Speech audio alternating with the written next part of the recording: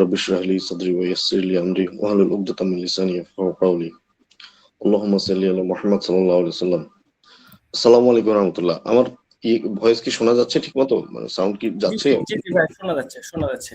জি ভাই। আচ্ছা, আজকে আমরা যে বিষয়টা নিয়ে আলোচনা করব, অলরেডি আপনারা শুনছেন যে বর্তমান বিশ্ব রাজনীতির যে অবস্থা এবং সেক্ষেত্রে বাংলাদেশের কি ইমপ্লিকেশন আসতে পারে সেটা নিয়ে আমরা আলোচনা করব। পাশাপাশি আমরা হয়তো অবশ্যই ওয়ার্ল্ড অর্ডার এবং মুসলিম বিশ্ব নিয়ে আলোচনা করব। তো আমি শুরুতে জাস্ট একটু ব্যাকগ্রাউন্ড হিসেবে বলতে চাই যে আমরা মুসলিমরা কেন বিশ্ব রাজনীতি নিয়ে আলোচনা করব সেটার ক্ষেত্রে আমরা অনেক ক্ষেত্রেই যে আমাদের যে আকীদার যে পার্সপেক্টিভ যে বা কোরআন সুন্নাহর যে পার্সপেক্টিভ সেটা অনেক ক্ষেত্রে আমরা মিস করি। কারণ আমি জাস্ট সংক্ষেপে সেই জায়গাটা থেকে একটু শুরু করব যে আমরা যদি পবিত্র কোরআনে সূরা রুমের প্রেক্ষাপট সম্বন্ধে আমরা জানি যে সূরা রুম যখন নাজিল হয় তখন তৎকালীন বিশ্বের যে দুটো সুপার পাওয়ার বাইজেন্টাইন যেটাকে রোমান এম্পায়ার বলা হইতো এবং সাসানীয় এম্পায়ার মানে যেটাকে আমরা সহজ ভাষায় পারস্য বা ইরানের রাজত্ব বলি, সেই দুইটা সুপার পাওয়ারের মধ্যে যুদ্ধ চলছিল। যুদ্ধটা চলছিল এক্স্যাক্টলি রাসূলুল্লাহ সাল্লাল্লাহু আলাইহি ওয়াসাল্লামের নবুয়তের আগ থেকে 602 সাল থেকে এবং যুদ্ধটা কন্টিনিউ করে 628 রাসূলুল্লাহ সাল্লাল্লাহু আলাইহি ওয়াসাল্লামের একেবারে নবুয়তি জীবনের শেষ সময় পর্যন্ত প্রায় 26 বছরের এই দুই সুপার পাওয়ারের মধ্যে তৎকালীন সুপার পাওয়ারের মধ্যে যুদ্ধটা চলছিল। সো এইটার আলোচনা আমি দীর্ঘায়িত করবো না কারণ আপনারা অধিকাংশ এটা সম্বন্ধে জানেন যে যখন এখানে 614 সালের দিকে সাসানীয়রা মানে ইরানীয়রা যখন জেরুজালেম দখল করে নেয় তার আগেই আল্লাহ পবিত্র কোরআনে বলেছিলেন যে খুব শিগগিরই পারস্য বিজয়ী হবে এবং ওই সময় সাহাবীরা বিশেষত আবু বকর রাদিয়াল্লাহু আনহুর ঘটনা এসেছে সিরাতে যে তিনি তখন এটা নিয়ে বাজি ধরেছিলেন, তখন বাজি বৈধ ছিল যে সাসানীয়রা বা ইরানীয়রা একদিন বিজয়ী হবেন, যদিও তৎকালে রোমানরা ছিল বর্তমান আমেরিকার মতো লিডিং স্টেট। সো আমরা যদি এইটা আমরা জানি যে সূরা রুমের মধ্যে এই প্রেক্ষাপট, কিন্তু একেবারে শুরুতে একটা ঘটনা আছে যেটা সিরাতের মধ্যে এসেছে যে রাসূলুল্লাহ সাল্লাল্লাহু আলাইহি ওয়াসাল্লাম হযরত আলী এবং খাদিজা রাদিয়াল্লাহু তাআলা আনহা এরা যখন মাত্র 3 জন ছিলেন মুসলিম, আব্বাস রাদিয়াল্লাহু তাআলা আনহু বর্ণিত একটা হাদিস এসেছে ইবনে হাজার আসকালানির ইসাবাতে এবং আরো অন্যান্য গ্রন্থে এসেছে যে আব্বাস রাদিয়াল্লাহু তাআলা আনহু বলছিলেন যে তখন তিনি নিজেও ইসলাম কবুল করেন নাই, তিনি বলছিলেন যে যখন এই 3 জন নামাজ পড়ছিলেন ওই সময়ও রাসূলুল্লাহ সাল্লাল্লাহু আলাইহি ওয়াসাল্লাম বলতেন যে আমার ভাতিজা বলে কায়সার এবং কিসরার যাবতীয় ট্রেজারি তার হাতে চলে আসবে, অর্থাৎ কায়সার এবং কিসরার রাজত্ব মুসলমানদের হাতে চলে আসবে, এটা রাসূলুল্লাহ সাল্লাল্লাহু আলাইহি ওয়াসাল্লাম বলছিলেন যখন মাত্র 3 জন ব্যক্তি মুসলিম। সো এখান থেকে এটা বোঝা যায় যে রাসূলুল্লাহ সাল্লাল্লাহু আলাইহি ওয়াসাল্লামের মধ্যে যে গ্লোবাল ভিশন বা ওয়ার্ল্ড অর্ডারের ব্যাপারে সাহাবীদেরকে বা দাওয়া করার ক্ষেত্রে যে ওয়ার্ল্ড অর্ডারের কথা তিনি আনতেন সেটা একেবারে ফ্রম দ্য ভেরি বিগিনিং। মানে সূরা রুম তো হয়তো নবুয়তের তৃতীয় বা চতুর্থ বর্ষের দিকে নাজিল হয়েছে, কিন্তু এই যে ঘটনাটা বললাম সেটা একেবারে নবুয়তের প্রথম দিকের কথা। আচ্ছা, সো আমরা এভাবে আরো দেখবো যে কিভাবে পবিত্র কোরআন এবং সুন্নাহর মধ্যে বিভিন্ন সময়ে তৎকালীন বিশ্ব বাস্তবতা বা কিংবা পূর্ববর্তী বিশ্ব বাস্তবতার কথা আলোচনার মধ্যে এসেছে।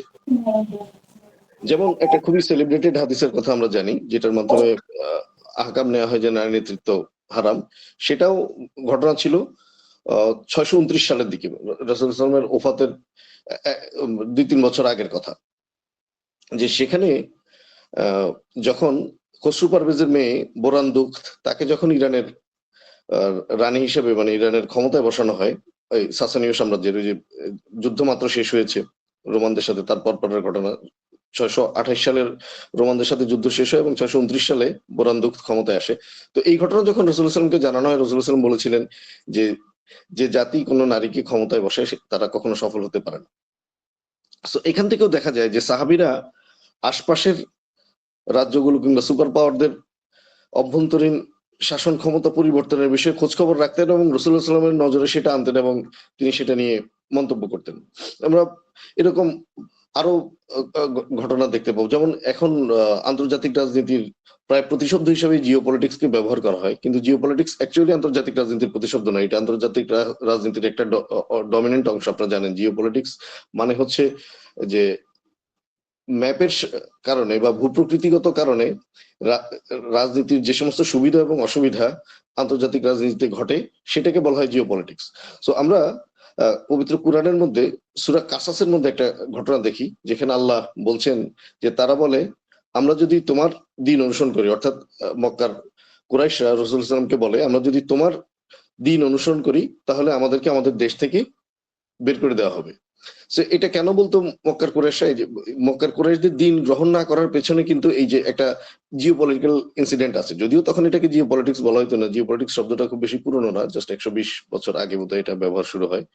So this is like oxygen, যে অক্সিজেন তো আসলে প্রায় 250 বছর আগে অক্সিজেন নামটা ব্যবহার করা শুরু হয়, কিন্তু অক্সিজেন তো সৃষ্টির শুরু থেকে ছিল। জিও পলিটিক্স শব্দটা হয়তো 120 বা 150 বছর আগে ব্যবহার শুরু হয়, কিন্তু জিও পলিটিক্স সবসময় ছিল। এবং এই যে মক্কার কুরাইশরা রাসূলুল্লাহ সাল্লামকে অজুহাত দেখাচ্ছে যে যদি আমরা তোমার সাথে তোমার এই দিন গ্রহণ করি তাহলে আরবের অন্যান্য গোত্ররা আমাদেরকে দেশ থেকে বের করে দিবে। কিংবা হয়তো আরেকটু ওয়াইডার কনটেক্সটে চিন্তা করলে তারা হয়তো ভাবতো যে রোমানরা তাদেরকে বের করে দিবে।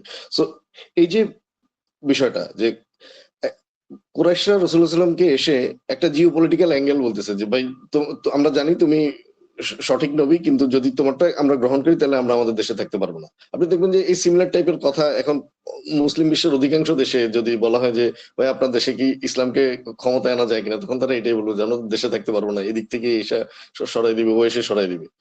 সো এই যে জিও পলিটিক্যাল অ্যাঙ্গেল এটা বা আন্তর্জাতিক রাজনীতির যে অ্যাঙ্গেল, এটা পবিত্র কুরআনের মধ্যে হাদিসের মধ্যে জায়গায় জায়গায় আছে। সো আমি এই জন্য বলছি যে একজন মুসলমান শুধুমাত্র আকীদাগত কারণে তার ইমানের কারণেই হচ্ছে সে আন্তর্জাতিক রাজনীতি এবং জিও পলিটিক্স এর অ্যাঙ্গেলটা তার মাথায় রাখবে এবং এটাকে বুঝে সে তার দাওয়া এবং রাজনীতির কাজটা চালিয়ে নিয়ে যাবে। যেমন আমরা যদি আজকে ওয়ার্ল্ড অর্ডারের আলোচনা আনি তাহলে সবার আগে আমাদেরকে আলোচনায় আনতে হবে যে সুপার পাওয়ার কে বা লিডিং স্টেট কে। সো এখানেও আপনারা সবাই জানেন যে যখন পবিত্র কুরআনে জুলকারনাইনের আলোচনাটা করা হয়, জুলকারনাইন নিশ্চিতভাবে ছিলেন, সাইরাস ছিলেন ইরানের, সেটা আমরা বলতে পারি না, কিন্তু অধিকাংশ মুফাসসিরের ইঙ্গিত হচ্ছে, ইশারা হচ্ছে যে তিনি দ্বিতীয় সাইরাস ছিলেন ইরানের। তো সাইরাস সম্বন্ধে বা জুলকারনাইন সম্বন্ধে পবিত্র কোরআনে কি বলা হচ্ছে যে আল্লাহ তার সম্বন্ধে বলছেন কাহফের মধ্যে যে আমি তাকে পৃথিবীতে কর্তৃত্ব দিয়েছিলাম এবং প্রত্যেক বিষয়ের উপায় এবং পন্থা দিয়েছিলাম। সো আল্লাহ যখন বলে যে আমি তাকে পৃথিবীতে তামকিন বা ডমিনেন্স দিয়েছিলাম এবং তাকে প্রত্যেক বিষয়ের উপর মিন্স দিয়েছিলাম, প্রত্যেক বিষয় তার উপকরণ হিসেবে দিয়েছিলাম, তখন এটা হচ্ছে কোরআন তার সুপার পাওয়ার শব্দটা ব্যবহার করবে না। এটা অ্যাকচুয়ালি মিন করে যে ওই শাসক তৎকালীন সময়ে সুপার পাওয়ার ছিল। এখন আমি আবার বলছি যে নিশ্চয়তার সাথে সাইরাস দ্বিতীয়কে আমরা বলতে পারি না, কিন্তু অধিকাংশ মুফাসসির যেটা বলছেন যে তিনি সম্ভাব্য জুলকারনাইন ছিলেন। এবং আমরা যদি সাইরাসের হিস্ট্রিটা দেখি ইরানের ইতিহাসে, তাহলে দেখা যাবে যে ইনি অ্যাকচুয়ালি সেকুলার ইতিহাসও বলে যে পৃথিবীর প্রথম সুপার পাওয়ার হচ্ছে এই সাইরাসের যে রাষ্ট্রটা, যেটাকে ওই যে বলা হয় আচেমেনিড সাম্রাজ্য বলা হয়, অর্থাৎ আমরা যেটাকে পার্সিয়ান সাম্রাজ্য বলি, এটা বিভিন্ন সময় বিভিন্ন নামে ছিল রাজবংশগুলোর নামের হিসেবে। সো এটা এখনো পর্যন্ত আপনারা দেখবেন সাইরাস দ্বিতীয় গুগলে সার্চ করলে পাবেন যে পৃথিবীর ফার্স্ট সুপার পাওয়ার। সো পৃথিবীর ইতিহাসে যখনই গ্লোবাল পলিটিক্স ছিল সবসময় একটা না একটা সুপার পাওয়ার বা লিডিং স্টেট ছিল। আচ্ছা, আর এর মধ্যে আমাদের অনেকের মধ্যে একটা ভুল ধারণার মধ্যে একই সময় একাধিক সুপার পাওয়ার থাকতে পারে। অ্যাকচুয়ালি এটা বাস্তবসম্মত না। পৃথিবীতে একই সময়ে লিডিং স্টেট একটাই থাকে বা সুপার পাওয়ার একটাই থাকে। যেমন এখনকার কনটেক্সটে যদি আমরা বলি সেটা হচ্ছে আমেরিকা, বাকিগুলো আছে মেজর পাওয়ার আছে। সো এখনকার যে ওয়ার্ল্ড অর্ডার আমরা সেটা একটু আলোচনা করে আমরা চলে যাব যে ওয়ার্ল্ড অর্ডারটা আসলে কিভাবে তৈরি হয়েছে।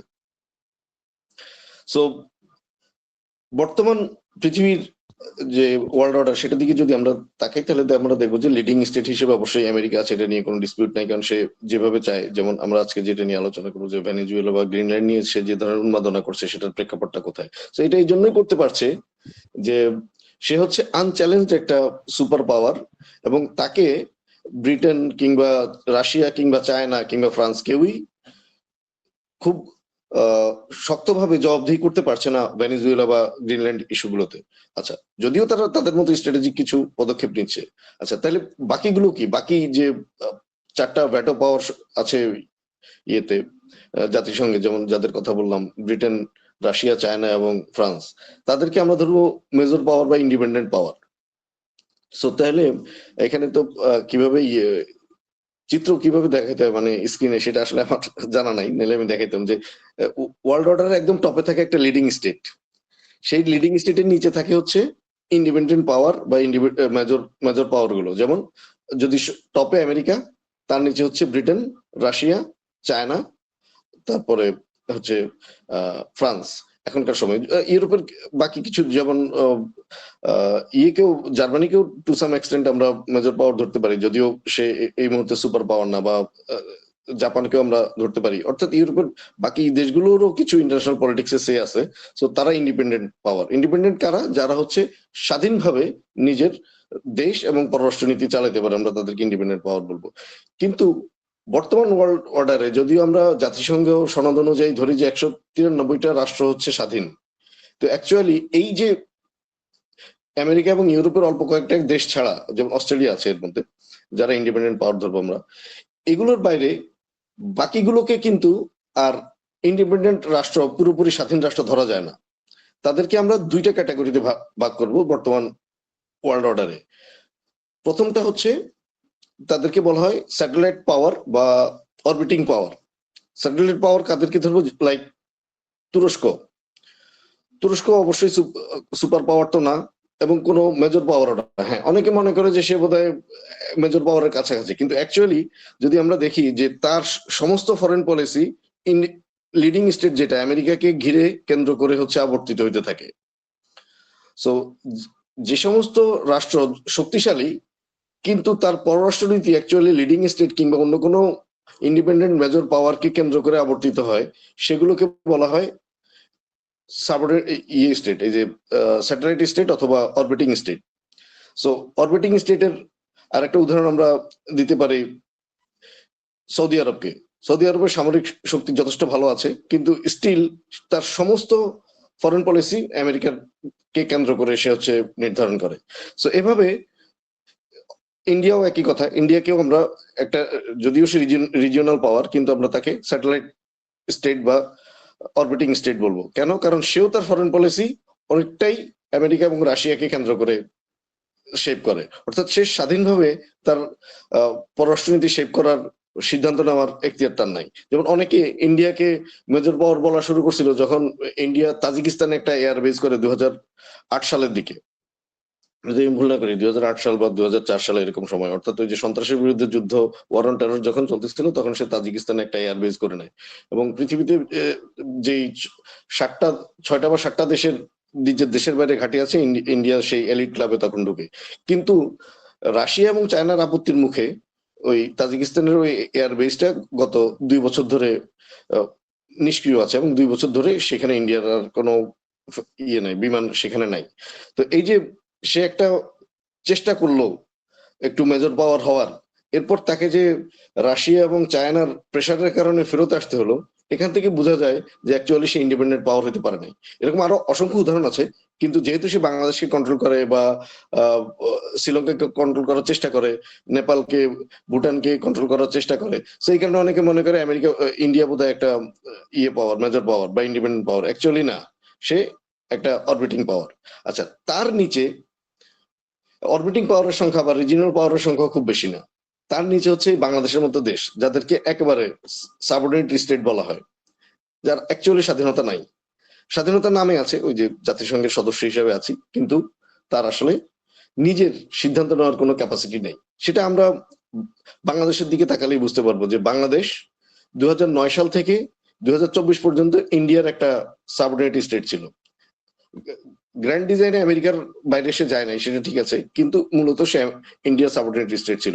আবার 24-এর 5ই আগস্টের পর থেকে এটা আবার আমেরিকার সাবঅর্ডিনেট স্টেটে পরিণত হয়েছে। সো আমরা কিন্তু কখনো ইভেন অরবিটিং পাওয়ার হইতে পারি নাই, মানে যে একটা রিজিওনাল পাওয়ার, আমরা সেই পর্যায়েও যাইতে পারি নাই। যদিও এই সেকুলার কাঠামোর মধ্যে আমাদের পূর্ণ সক্ষমতা ছিল, আমরা চাইলে একটা অরবিটিং পাওয়ার হইতে পারতাম, কিন্তু আমাদের শাসক গোষ্ঠীর অযোগ্যতা সহ বিভিন্ন কারণে আমরা আলটিমেটলি ইন্ডিয়া বা আমেরিকার ডমিনেন্সে পুরোপুরি রয়ে গেছি। তো এই জায়গায় আমি আবার পরে ফেরত আসবো, কেন বললাম যে বাংলাদেশ 5ই আগস্টের পর থেকে ইন্ডিয়ার ডমিনেন্স, আমেরিকার ডমিনেন্সে চলে গেছে সেই আলোচনায়, যদিও খুব বেশি কনভিন্স করা লাগবে না।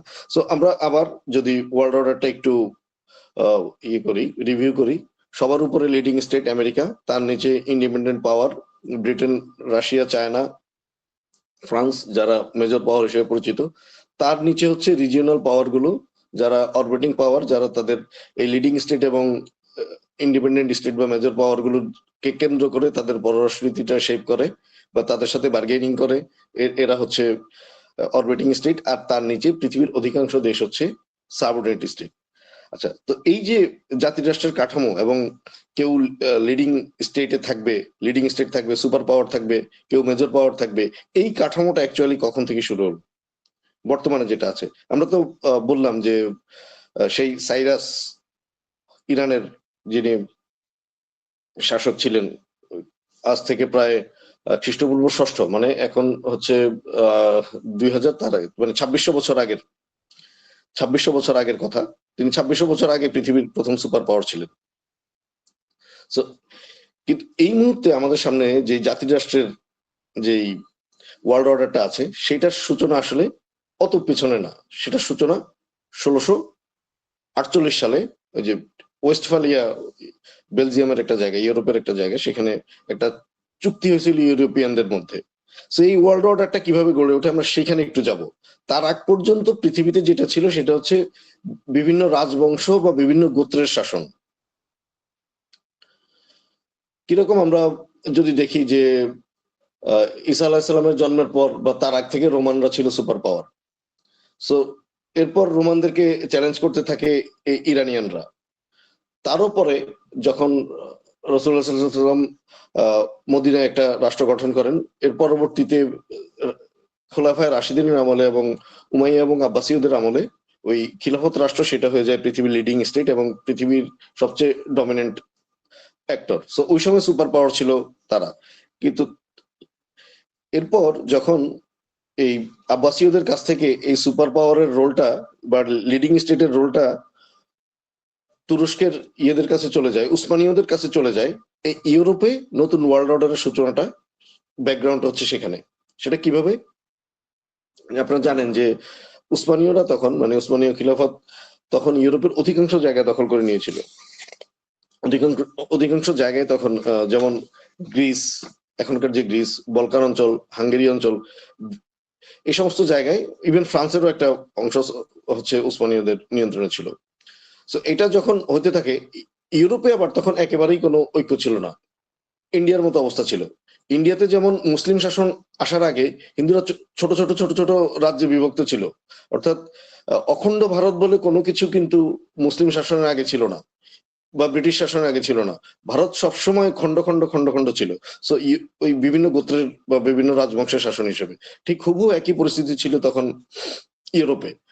সো ইউরোপে সবাই খ্রিস্টান ছিল, কিন্তু তাদের মধ্যে কোনো ঐক্য ছিল না। যেরকম ভারতে সবাই হিন্দু ছিল বিফোর মুসলিম শাসন, কিন্তু তাদের মধ্যে কোনো ঐক্য ছিল না, কারণ তাদের মধ্যে যে সনাতন ধর্ম বা হিন্দু হিন্দু যে ধর্ম, সেই ধর্ম তাদের কোনো কমন রাজনৈতিক চিন্তা বা তাদের কোনো কমন মতাদর্শ হিসেবে কাজ করে নাই। যে কারণে ইন্ডিয়া বিফোর মুসলিম রুল কখনো অখণ্ড ভারত ছিল না।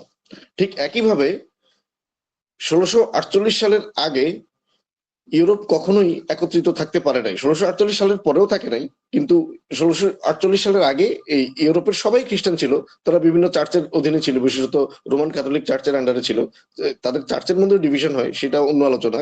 কিন্তু ইউরোপ রাষ্ট্র হিসেবে কখনো একতাবদ্ধ ছিল না, বরং তাদের মধ্যে এত বেশি যুদ্ধ চলতো, শতবর্ষ ব্যাপী যুদ্ধ, 30 বছর ব্যাপী যুদ্ধ, শুধু যুদ্ধ আর যুদ্ধ চলতো। সো এই ইউরোপের খ্রিস্টান রাষ্ট্রগুলোর এই অনৈক্য এবং যুদ্ধের সুযোগটা যেহেতু তাদের দৃষ্টিতে যে উসমানীয়রা নিচ্ছে, তুর্কি খিলাফত নিচ্ছে, তখন তাদের মধ্যে একটা রিয়েলাইজেশন আসে যে যদি তারা তাদের মধ্যে একটা ইউনিটি বা ফেডারেশনের কমন গ্রাউন্ড তৈরি করতে না পারে, তাহলে উসমানীয়দেরকে আটকানো যাবে না। তো সেই প্রেক্ষাপটে তারা 1648 সালে ইউরোপে একটা এই ট্রিটি অফ ওয়েস্টফালিয়া বা শান্তি চুক্তি, একটা শান্তি চুক্তি স্বাক্ষর করে, যেখানে সিদ্ধান্ত হয় এখন থেকে প্রত্যেক রাজা তার নিজের যে সীমান্ত আছে সেই সীমান্তের মধ্যে সার্বভৌম থাকবেন। এই যে সার্বভৌম জাতিরাষ্ট্রের ধারণা সেখানে আসে, এবং আসে যে এক দেশ আরেক দেশকে কোনো কারণ ছাড়া অন্যায়ভাবে দখল করে নিতে পারবে না। অর্থাৎ সীমান্ত এবং আন্তর্জাতিক সম্পর্কের একটা মিনিমাম স্ট্যান্ডার্ড তারা সেট করে নেয়। এটা কি বলা হয় ওয়েস্টফালিয়ান ওয়ার্ল্ড অর্ডার, অর্থাৎ এই ফ্রান্স একটা আলাদা রাষ্ট্র, ব্রিটেন একটা আলাদা রাষ্ট্র, রাশিয়া একটা আলাদা রাষ্ট্র, এভাবে হচ্ছে তারা ইউরোপের মধ্যে রাষ্ট্রগুলোকে প্রত্যেক রাজা মেনে নেয় যে না আমরা আমাদের সীমার মধ্যে থাকবো। এর আগ পর্যন্ত কেউ কারো সীমা মানে নাই, যে যার মতো করে ফাইট করে গেছে। তো আবার অবশ্যই যেহেতু এটা শুধুমাত্র খ্রিস্টান রাষ্ট্রগুলোর মধ্যে একটা ইউনিটি ছিল, শান্তি চুক্তি ছিল, এবং তুরস্কের বিরুদ্ধে বা তুর্কি খিলাফতের বিরুদ্ধে এই ইউনিটিটা ছিল, এই কারণে তুরস্ককে এটাতে ঢুকতে দেওয়া হয়নি, মানে উসমানীয়দেরকে এখানে এই ট্রিটি অফ ওয়েস্টফালিয়া কিংবা পরবর্তী যে তাদের যে ইউনিটি, যে ফ্যামিলি অফ ইউরোপ, সেটাতে ঢুকতে দেওয়া হয়নি। তো তারা ততদিনে আবার তুরস্ক কিছুটা দুর্বল হইতে থাকে, মানে উসমানীয় খিলাফত দুর্বল হইতে থাকে, এবং সেখানে সেটাও একটা লম্বা ইতিহাস যে সেখানে ইউরোপিয়ানরা বিভিন্নভাবে তাদের এজেন্ট কিংবা তাদের ইউনিভার্সিটি গুলোর মাধ্যমে বিভিন্নভাবে তারা হচ্ছে ইনফ্লুয়েন্স তৈরি করে, এবং শেষ পর্যন্ত তারা তুরস্ককে বাধ্য করে প্রায় 200 বছর পরে যে কিছু ম্যাসিভ সংস্কার, বা আজকে যেরকম সংস্কারের কথা শুনি আমরা, এবং মজার ব্যাপার হচ্ছে ওইটার নামও ছিল যে এই সংস্কার প্রস্তাবটা তারা আনে তুরস্কে এই 1856 সালে, প্রায় 210 বছর পরে, সেটার নাম ছিল ইসলাহাত ফারমানি, মানে অর্থাৎ সংস্কার, অর্ডার অফ রিফরমেশন, সংস্কারের আদেশ। তো ওই ইসলাহাত ফরমানের মধ্যে তুর্কিরা বলে যে এখন থেকে তারা ইউরোপিয়ান খ্রিস্টানদের জন্য কিছু আলাদা সুযোগ সুবিধা দিবে, হচ্ছে ইউরোপের এই এই যে তারা যে সমস্ত নিয়ম কানুন সেট করলো ন্যাশনালিস্ট, সেগুলো তারা মেনে নেবে। এই যে ইউরোপিয়ানদের জন্য রাষ্ট্রের ভিতরে কিছু বিশেষ সুবিধা দেয় 1856 সাল থেকে, সেটারই কিন্তু রেজাল্ট হিসেবে তারপর তার 150 বছরের মধ্যে তুর্কি খিলাফতের পতন হয়। সেখানে কি সুবিধা দিয়েছিল যে তারা ওই যে গ্রিক, আর্মেনীয় বা অন্যান্য যে সমস্ত খ্রিস্টান ব্যবসায়ী এবং ব্যাংকিং শ্রেণী ছিল, তারা হচ্ছে তুর্কি খিলাফতের বিরুদ্ধে খুব শক্তিশালী হয়ে যায়। যাক, এটা ভিন্ন আলোচনা। তো সেটার কারণে হচ্ছে শেষ পর্যন্ত এই খ্রিস্টান এবং ইউরোপিয়ান গ্রুপগুলো খিলাফতের ভিতরে এত শক্তিশালী হয় যে পরবর্তীতে খিলাফত তাদের ষড়যন্ত্র বা তাদেরকে আর মোকাবেলা করতে সক্ষম হয়নি। যাই হোক, আমাদের কথাটা হচ্ছে যে তাহলে 1648 সালে এই যে ওয়েস্টফালিয়ান নেশন স্টেটের যে ওয়ার্ল্ড অর্ডারটা তৈরি হলো, সেটা এরপর থেকে কন্টিনিউ করতে থাকলো। হ্যাঁ, সুপার পাওয়ার হিসেবে তখন হচ্ছে ব্রিটেন এবং ফ্রান্স চলে আসলো কলোনিয়াল যুগে, মানে সাম্রাজ্যবাদের যুগে, যখন তারা উপনিবেশ স্থাপন করতেছিল বিভিন্ন জায়গায়। তারপর আপনারা জানেন যে আমরা যদি শর্টলি চলে আসি যে এরপর এই সাম্রাজ্যবাদীদের বা কলোনিয়াল পাওয়ার গুলোর নিজেদের মধ্যে যে প্রভাব বিস্তারের যে প্রতিযোগিতা, বিশেষত তুর্কি খিলাফতকে দুর্বল করার বা ভেঙে দেওয়ার তাদের যে আকাঙ্ক্ষা, সেটা থেকে হচ্ছে প্রথম বিশ্বযুদ্ধ সংগঠিত হয়। প্রথম বিশ্বযুদ্ধের পর সেটা থামানোর পরে জাতিসংঘের মতো একটা ছোট ইয়ে হয়েছিল, ইন্টারন্যাশনাল সংগঠন হয়েছিল, সেটার নাম ছিল লিগ অফ নেশনস, এবং সেটা খুব দ্রুত আবার জার্মানদের কারণে, যেহেতু জার্মানরা তখন পৃথিবীর অন্যতম পাওয়ার ছিল, তো সুপার পাওয়ারও ছিল তারা টু সাম এক্সটেন্ট, অল্প সময়ের জন্য। সো জার্মানরা হচ্ছে লিগ অফ নেশনস ভেঙে দেয়, যেমন এখন ট্রাম্প হুমকি দিচ্ছে যে সে হচ্ছে জাতিসংঘ মানে না কিংবা ইন্টারন্যাশনাল ল মানে না।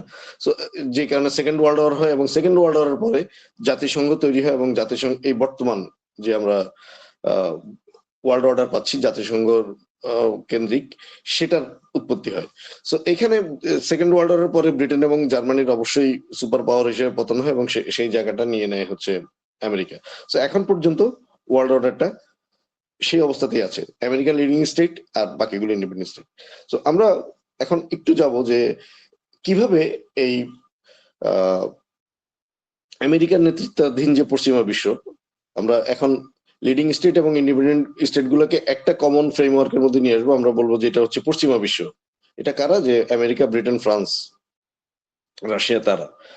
সো এই পশ্চিমা বিশ্ব ঠিক কোন ধরনের টেকনিক গুলো ব্যবহার করে, কোন ধরনের টেকনিক ব্যবহার করে ওয়ার্ল্ডের ডমিনেন্স নেয় এবং বাংলাদেশ সহ মুসলিম বিশ্বগুলোকে কন্ট্রোল করে।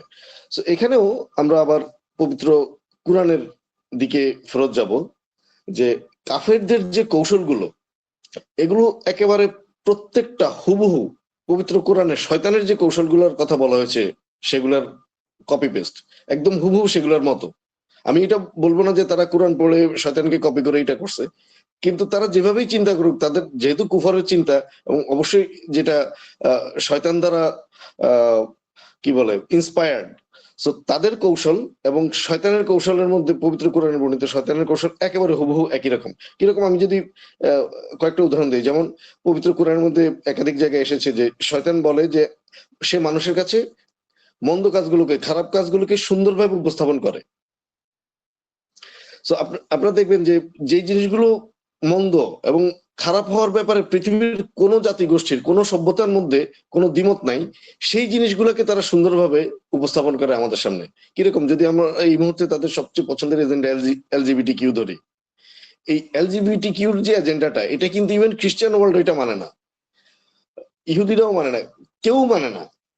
কিন্তু তারা দেখেন এটাকে কি সুন্দর লাইফ স্টাইলের নাম দিয়ে বা ব্যক্তির স্বাধীনতার নাম দিয়ে বা হচ্ছে বিভিন্ন রকমের সুন্দর শব্দ ব্যবহার করে আমাদের সামনে নিয়ে আসে। সো তারা একটা মোরাল রিফ্রেমিং করতে চায়। এই যে মোরাল রিফ্রেমিং, এটাই হচ্ছে শয়তানের যে মন্দ কাজকে তাদের সামনে সুন্দরভাবে উপস্থাপন করব আমি। এভাবে তারা দেখা যায় যে যখন সে ধর্ম অবমাননা করতে চায়, কোরআন অবমাননা করতে চায়, তখন সেটার নাম একটা সুন্দর নাম দিয়ে যে ফ্রিডম অফ এক্সপ্রেশন। সো আমরা শয়তানের এই কৌশল এবং পশ্চিমাদের এই কৌশলের সঙ্গে খুব ভালোভাবে পরিচিত। তারপর দেখবেন পবিত্র কোরআনে বলা হয়েছে শয়তান মানুষকে প্রতিশ্রুতি দেয়, কিন্তু সেই প্রতিশ্রুতি প্রকৃতপক্ষে সে রক্ষা করে এবং বিভ্রান্তিমূলক। কিরকম, এটা একদম শয়তানের প্রথম ব্যবহার করা কৌশল, যে শয়তান যে কাজটা করতে চাচ্ছিল সে ওই শব্দটা ব্যবহার না করে অন্য একটা শব্দ ব্যবহার করে। যেমন সর্বপ্রথম ধোকাটা শয়তানের কি, যে সে হযরত আদম আলাইহিসসালামকে এবং হাওয়াকে হচ্ছে নিষিদ্ধ গাছের থেকে খাওয়ায়। তো আল্লাহ বলে দিছিল যে তুমি এই গাছ থেকে খাইও না, এই হারামের কথা আদম জানতেন। কিন্তু শয়তান গিয়ে তাকে কিন্তু এটা মোটেও বলে না যে তুমি যে এটা খাও তাহলে তোমাকে বেহেশত থেকে বের করে দিবে। এটা শয়তান জানতো যে খাইলেই বের করে দিবে। কিন্তু শয়তান গিয়ে বলছে কি, আমার তো মনে হয় তুমি যদি এটা খাও তাহলে তুমি এখানে চিরস্থায়ী হতে পারবা। তো তাইলে দেখেন শয়তানের কৌশল হচ্ছে যেটার রেজাল্ট, যেটা ফলাফল, যেটা সে নিশ্চিতভাবে জানতো, কিন্তু ফলাফলটাকে সে উল্টাভাবে উপস্থাপন করে। যেমন আমাদেরকে বলা হয় যে যখন আমাদের বাজার দখল করা তার দরকার, তখন সে নামটা দেয় মুক্ত বাজার অর্থনীতি। ঠিক শয়তানের মতো, শয়তান জানতো যে আমি সাথে সাথে এখান থেকে বহিষ্কার হবো, কিন্তু আমি বহিষ্কার হবো এটাকে সে বলছে তুমি এখানে চিরস্থায়ী ভাবে থেকে যেতে পারবা। মানে হযরত আদম বেহেশত থেকে বহিষ্কার হবেন, এটাকে সে বললো যে তুমি এখানে চিরস্থায়ী থাকবা। ঠিক একইভাবে পশ্চিমারা আমাদেরকে বলে যখন আমার মার্কেটটা তার দখল করা দরকার, সে তখন বলে যে তোমার তো আসলে মুক্ত বাজার অর্থনীতি নেওয়া দরকার। সো সে নামে বলছে ওপেন মার্কেট, কিন্তু আসলে এটা হচ্ছে একটা ক্লোজড মার্কেট, আমার মার্কেটে ঢুকার ধান্দা। এবং আমি যখন তার মার্কেটে ঢুকতে যাই তখন সে কি করে আপনারা দেখতে পাচ্ছেন, সে তখন ট্যারিফ বসিয়ে দেয়। কিন্তু আমার মার্কেটে সে যখন ঢুকে তখন সে চায় আমি যেন ট্যারিফটা এমন ভাবে রাখি যেন সে মার্কেটটা দখল করতে পারে। সো এই যে একটা শব্দ ব্যবহার করে সে আসলে সম্পূর্ণ অপোজিট কোনো একটা কিছুকে বোঝায়। যখনই সে ফ্রিডম বলে অ্যাকচুয়ালি সে হচ্ছে আমাকে বোঝাচ্ছে তুমি শরীয়ত লঙ্ঘন করো। মানে আল্লাহ যখন আমাকে বলছে যে তুমি দাস, আর সে আমাকে বোঝানোর চেষ্টা করছে যে তুমি হচ্ছে স্বাধীন। সো তাইলে অর্থাৎ স্বাধীনতা বা ফ্রিডম বা ইন্ডিপেন্ডেন্স এত সুন্দর একটা শব্দ, সে আমার এটা যে সুন্দর এটা সেই আমাকে বুঝাইছে। এবং এই শব্দটা ব্যবহার করে সে অ্যাকচুয়ালি আমাকে বোঝাচ্ছে আল্লাহ আমাকে যে ডিসিপ্লিন দিচ্ছে সেই ডিসিপ্লিনটা ভাঙতে। অর্থাৎ সে কিন্তু আমাকে এটা বলবো না যে ভাই তুমি ইনডিসিপ্লিনড হও বা তুমি শরীয়ত লঙ্ঘন করো, সে বলবো যে তুমি আসলে স্বাধীনতার চর্চা করো, তুমি স্বাধীন হও। নারীদের স্বাধীনতার দরকার। যে এখনো যেমন শরিয়া আইনের কথা আসলেই সবার আগে নিয়ে আসে যে বাংলাদেশের তাহলে নারীদের কি অবস্থা হবে। অর্থাৎ শরিয়া আইনের ব্যাপারটাই যেন এমন যে এটা যেন আসলে নারীদেরকে একেবারে ডিস্ট্রয় করে দেওয়ার জন্য এটা তৈরি করা হয়েছে। তো এইটা তারা খুব ভালো করে জানে যে শরিয়া আইন পুরুষ এবং নারী সবাইকেই একটা ডিসিপ্লিন লাইফ দেয়, কিন্তু সে ওই কথাটা বলবে না যে তুমি ডিসিপ্লিন ভাঙো না, বা তুমি তুমি যদি শরিয়া না মানো তাহলে ডিসিপ্লিন ভাঙাও, সে ওটা বলবে না। সে বলবে যে তোমার আসলে স্বাধীনতা দরকার। যেমন তার যখন আমার দেশে ইন্ডাস্ট্রি করা দরকার, কারণ সে ইউরোপের শ্রমিকদেরকে যদি তাদের দেশের কারেন্সিতে বেতন দেয় তাহলে হচ্ছে সে কম দামে প্রোডাক্ট তৈরি করতে পারে না। 80 দশকে এই সমস্যা তার তৈরি হচ্ছিল। তখন সে হঠাৎ করে নতুন একটা শব্দ নিয়ে আসলো যে মানে আসলে গ্লোবালাইজেশন দরকার। যে কি দরকার, ক্যাপিটালের গ্লোবালাইজেশন। মানে এটার মানে কি যে আমি আমার পুঁজিটা তোমার দেশে নিয়ে খাটাবো এবং ইন্ডাস্ট্রিটা সেইখানে করবো। সো অর্থাৎ তার দরকার আমার দেশের সস্তা শ্রম। সে ওই কথাটা বলবে না, সে বলবে যে এটা হচ্ছে গ্লোবালাইজেশন দরকার। আর এরপর এটার সঙ্গে সে কিছু সফট পাওয়ার অ্যাড করে দিবে যে এখন থেকে সিনেমা, মুভি, খেলা সবকিছু গ্লোবালাইজড হয়ে যাবে। সো অর্থাৎ সে প্রতিশ্রুতি যেটা দেয় সে সম্পূর্ণ সেটার ব্যতিক্রমটা করে। আচ্ছা, তারপর শয়তানের আরেকটা কৌশল, যেটা সে বলছে যে আল্লাহকে বলছে যে সে ধীরে ধীরে মানুষকে একদম পুরোপুরি কব্জা করে নেবে ধাপে ধাপে। এই ধাপে ধাপে কব্জা করে নেওয়ার যে ব্যাপারটা, এটা ওয়েস্টার্নদের মধ্যে আমরা শুধু দেখি তা না, ওয়েস্ট প্রভাবিত আমাদের কিছু মুসলিম ভাইদের মধ্যেও দেখি এই ধাপে ধাপে কাজ করার প্রতি যে এই ভালোবাসা। কিন্তু এটার অ্যাকচুয়ালি এটার ব্যাকগ্রাউন্ড হচ্ছে এটা শয়তানের কাছ থেকে আসছে। মানে তাদেরকে ধারণাই দেওয়া হয় যে তুমি যদি আজকে থেকে 5 ওয়াক্ত নামাজ পড়ো তাহলে বোধহয় তুমি খুব ভয়াবহ রেডিক্যাল ভয়ঙ্কর একটা কিছু হয়ে গেলা। যে তুমি যেহেতু নামাজে অভ্যস্ত না, তুমি প্রথমে জোহরের নামাজ পড়বা, তারপর আসর পড়বা, এইভাবে ধাপে ধাপে ধাপে ধাপে তুমি একদিন শীতের সময়ও তুমি ফজরের নামাজ পড়ার অভ্যাস করে ফেলতে পারবা। এই যে মানে এইভাবে বলে না, কিন্তু তারা শরিয়ার প্রশ্নে এই কথাটা বলে। এই যে ধাপে ধাপে করার ব্যাপারটা, এটা আসলে কোত্থেকে আসছে, এটার ব্যাকগ্রাউন্ড অনেক অনেক ক্ষেত্রে আমাদের বাইরে মিস করে। এনিওয়ে, সো আমাদের কথা হচ্ছে যে এই যে স্ট্রাকচারাল ডমিনেন্স ওয়েস্টার্নরা তৈরি করে ধাপে ধাপে, সেটা কি? সে যেমন ব্রিটিশরা প্রথম আমাদের দেশে যখন আসে, সে হলো সবার আগে আমাদের জুডিশিয়াল সিস্টেম এবং এডুকেশন সিস্টেম বদলায় দেয়। কারণ কি? সে জানে যে এই এডুকেশন সিস্টেম এবং জুডিশিয়াল সিস্টেম যদি এক প্রজন্ম রান করে, এরপর আর তার কাউকে ব্রিটিশ বানাইতে হবে না, সবাই অলরেডি ব্রিটিশদের দাস হয়ে যাবে। এই যে ধাপে ধাপে কব্জা করে নেওয়ার যে ব্যাপারটা, এবং লং টার্ম যে ডিপেন্ডেন্সি প্ল্যান যেগুলো করে, যেমন এখন যে সুদানকে আলাদা করার যে চক্রান্তগুলো হচ্ছে, এগুলো একদম ব্রিটিশ আমলের প্ল্যান। এই যে লম্বা সময়, বা একটু আগে আমি যেটা বললাম যে তারা সেই 1856 সালে তুর্কি খলিফাকে দিয়ে হচ্ছে একটা সংস্কার প্রস্তাব পাশ করায়। তো সেই সংস্কার প্রস্তাবের রেজাল্ট যে 150 বছর পর খিলাফতের বিলুপ্তি, এটা হয়তো ওই সময় যারা রাষ্ট্র চালিত তারা বুঝে নাই। কিন্তু ধাপে ধাপে সে হচ্ছে আমার 12টা বাজাচ্ছিল। এইটা হচ্ছে শয়তান আল্লাহকে বলে, সূরা ইসরার 62 নম্বর আয়াতে, যে আমি মানুষকে ধাপে ধাপে সম্পূর্ণ কব্জা করে নিব। তাদের এই দীর্ঘমেয়াদী প্ল্যান গুলো কুফারের, এগুলো হচ্ছে এই যে শিক্ষা ব্যবস্থা বা মিডিয়া ন্যারেটিভ যেটা তারা তৈরি করে। আমি আপনারা যারা আমার ফেসবুক আইডি ফলো করেন তারা দেখবেন যে মিডিয়া ন্যারেটিভ দিয়ে ওই ওয়াশিংটন পোস্ট এবং টাইম ম্যাগাজিনের 2টা প্রতিবেদন দিয়ে একদম ক্লিয়ারলি বুঝিয়ে দিচ্ছে যে তারা চায় জামাত একটু ভালো করুক, কিন্তু তারা বিএনপি কে ক্ষমতায় চায়। এখন এই সিগন্যাল যারা ধরতে পারে না, তারা অনেক রকম ব্যাখ্যা বিশ্লেষণ দেয়। এবং আমি খুব আশ্চর্য হইলাম, আমাদের দেশের অনেক নামকরা সাংবাদিক বা অনেক ভালো ভালো সেলিব্রিটিরাও ওই যে টাইম ম্যাগাজিন যে হেডিংটা দিছে যে বাংলাদেশের প্রডিগাল সান, প্রডিগাল শব্দটার অর্থ তারা জানেই না। আচ্ছা, জানে না ভাই, গুগল করলেও বাইর করা যায়, কিন্তু গুগল করতে গিয়ে তারা শুধু ডিকশনারিটা দেখছে। কারণ এইটা যে একটা বাগধারা, যেমন ধরেন কোন একজন লোক, যে ব্যক্তি বাংলা গুগল করে শিখতেছে, সে হলো অরণ্য রোদনের মানে বুঝবে যে ওই দেশের মানুষ বোধহয় বনে গিয়ে কান্নাকাটি করে।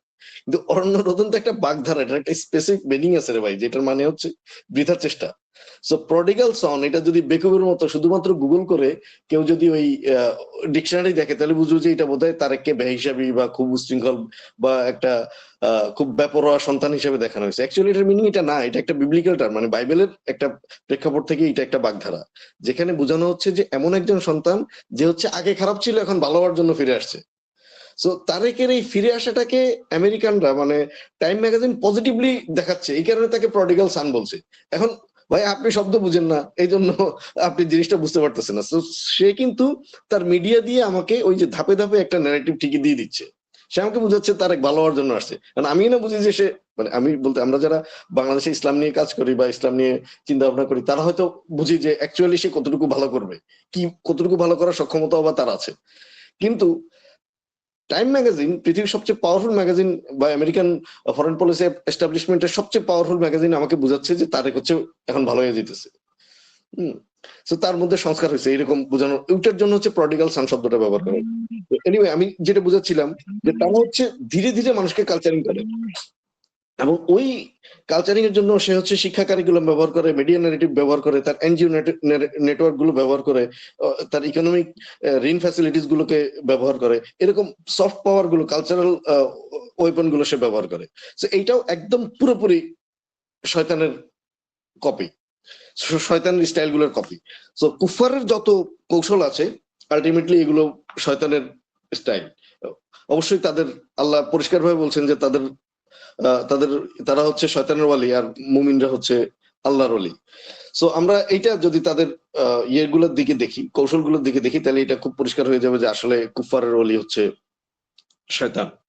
আচ্ছা, এখন তারা আমাদের দেশে, মুসলিম দেশগুলোতে বা যে সমস্ত দেশে তারা ডমিনেন্স তৈরি করতে চায়, সেখানে তারা তাদের মিনস কি ব্যবহার করে, কোন টুল ব্যবহার করে তারা আসে, সেগুলো এটাতে আমি যাবো না, কারণ এটা আপনারা সবাই কম বেশি জানেন যে সে দালাল শাসক তৈরি করে, সে হচ্ছে দালাল শাসক যদি কথা না শুনে তাহলে সে নিষেধাজ্ঞা দেয়, মানবাধিকার রিপোর্ট দিয়ে তাকে বেকায়দায় ফেলার চেষ্টা করে, বিভিন্ন এনজিও বা মিডিয়া ন্যারেটিভের মাধ্যমে তাকে বিপদে ফেলার চেষ্টা করে, এবং লোকাল কিছু সিভিল সোসাইটি বা গ্রহণযোগ্য এলিট সে তৈরি করে যারা সময় মতো তার বিরুদ্ধে বাস্ট করে। আমরা যদি 24-এর অভ্যুত্থানটা দেখি, 24-এর অভ্যুত্থান অবশ্যই জন আকাঙ্ক্ষার অংশ হিসেবে হয়েছে এবং আমরা নিজেরাও সেটাতে মোরলেস পার্টিসিপেট করছি, কিন্তু এটার যে গ্র্যান্ড ডিজাইন সেটা অবশ্যই একটা আমেরিকান ডিজাইন, এবং সেখানে আপনারা দেখবেন যে একবার প্রত্যেকটা জিনিস ব্যবহার করা হয়েছে।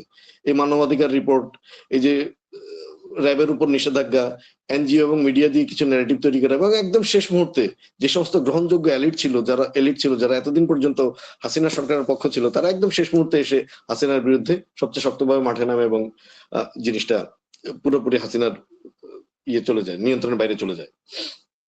আচ্ছা, এখন আমরা যাব যে এই যে তারা তাদের এই কৌশল বা এই মিনস এন্ড স্টাইল গুলো তারা ব্যবহার করে, এক্ষেত্রে তাদের অবজেক্টিভ কি উদ্দেশ্যে অ্যাকচুয়ালি সে এই কাজটা করে, এটাও আমরা জানি। তারপর আমি যে বললাম, আমরা অনেক ক্ষেত্রে কোরআন হাদিসের ব্যাকগ্রাউন্ড গুলো লিঙ্ক করতে আমরা ভুলে যাই। এমন না যে এই কোরআন আমরা পড়ি না বা এই হাদিস গুলো আমরা জানি না। তো আমি এখানে জাস্ট দুইটা হাদিস আপনাদের অলমোস্ট সবার জানা দুটো হাদিসকে একটু আনবো, যে তাদের অবজেক্টিভটা কি সেটার জন্য।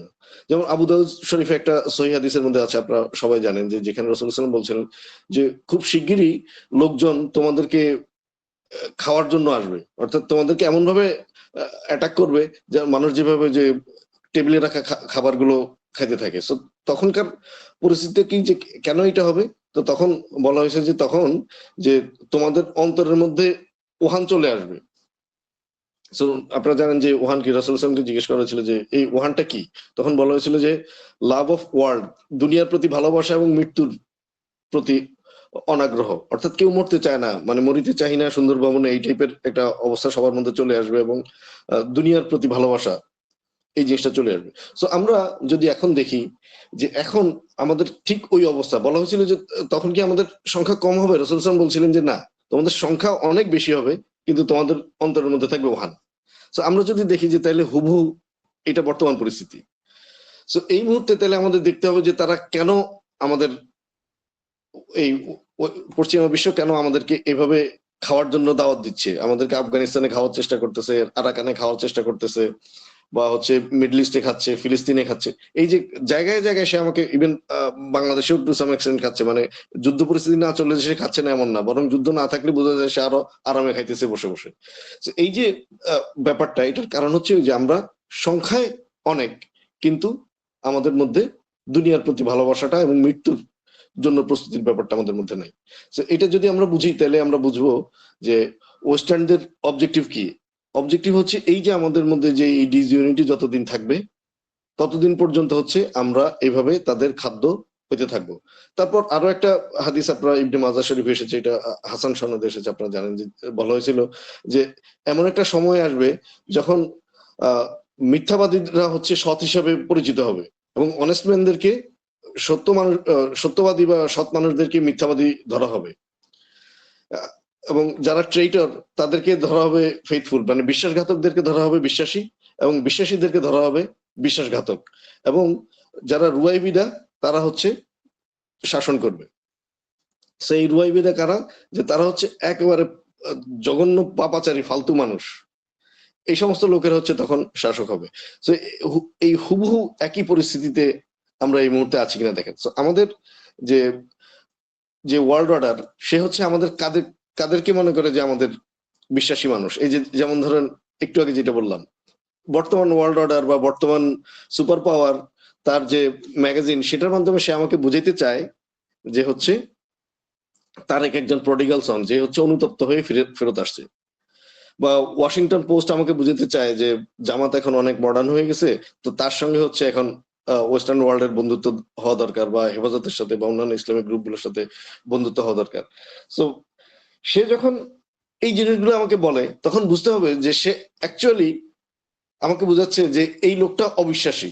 কারণ সে যেমন দাজ্জাল যখন কাউকে ভালো বলবে, ধরে নিতে হবে যে সে খারাপ, ঠিক একইভাবে এই কুফার ওয়ার্ল্ড সে যখন কাউকে আমার সামনে বিশ্বাসভাজন হিসেবে উপস্থাপন করার চেষ্টা করবে, বুঝতে হবে যে আসলে সে আমার জন্য সবচেয়ে বড় ট্রেডার। আচ্ছা, তো এই হাদিসগুলো যদি আমরা বিবেচনা রাখি, তাহলে আমাদেরকে অবশ্যই এই রুয়াইবিদের ব্যাপারে এবং হচ্ছে এই যারা আমাদেরকে খেতে আসছে কুফফার, তাদের ব্যাপারে আমাদের খুবই সতর্ক হইতে হবে যে তারা আমাকে কিভাবে কন্ট্রোল করে, এই জিনিসটা আমাকে অবশ্যই তৎকালীন বাস্তবতা থেকে বুঝে নিতে হবে। সেটাও আপনারা কম বেশি বুঝেন, তারপর আমি একদম খুব সংক্ষেপে বলে তারপর বাংলাদেশের আলোচনাটা করে আমরা শেষ করব। যে পশ্চিমা বিশ্ব অ্যাকচুয়ালি আমাদেরকে কিভাবে কন্ট্রোল করে, এই হাদিসে যে রুয়াইবিদের কথা বলা হয়েছে হুবহু তাদের মাধ্যমে আমাদেরকে কন্ট্রোল করে, অর্থাৎ দালাল শাসক গোষ্ঠীর মাধ্যমে। এবং এখানে আমরা যদি মুসলিম বিশ্বের কথা আনি, সেখানে আরেকটা জিনিস অ্যাড হয়, সেটা হচ্ছে সেনাবাহিনী। কেন? কারণ মুসলিম বিশ্বের এই সেনাবাহিনীকে অ্যাকচুয়ালি তারা ভয় পায়। এই যে 1648 সালের যে পিস অফ ওয়েস্টফালিয়া বা ট্রিটি অফ ওয়েস্টফালিয়া যেটা হলো, সেটা কেন হলো আমি সেটার ব্যাকগ্রাউন্ড বললাম, যে তারা হচ্ছে উসমানিয়া খিলাফতের আর্মিটাকে প্রচন্ড ভয় পাচ্ছিল, যে তারা ইউরোপের এত জায়গা দখল করে নিচ্ছে যে এইটাকে থামানোর জন্য পুরো ইউরোপের আবার একসাথে হওয়া দরকার, ঐক্যবদ্ধ হওয়া দরকার। যেই কারণে তারা ঐক্যবদ্ধ হয়ে এই জাতি রাষ্ট্রগুলোর একটা কমন ইউনিটির প্ল্যাটফর্ম তৈরি করার চিন্তা করছে, যেখান থেকে ধাপে ধাপে এই যে আজকে জাতিসংঘ আসছে। সো কুফার খুব ভালো করে জানে যে মুসলিমদের শুধু দালাল শাসক রাখলেই হবে না, ওই সেনাবাহিনীগুলোকেও কন্ট্রোল করতে হবে। যে কারণে আপনারা দেখবেন যে যেই দেশের সেনাবাহিনী, যেই মুসলিম দেশের সেনাবাহিনী যত বেশি স্ট্রং, সেই দেশে আমেরিকা তত বেশি এঙ্গেজ হয় এবং সেই দেশের সেনাবাহিনীটাকে সে তত বেশি ডমিনেট করার চেষ্টা করে।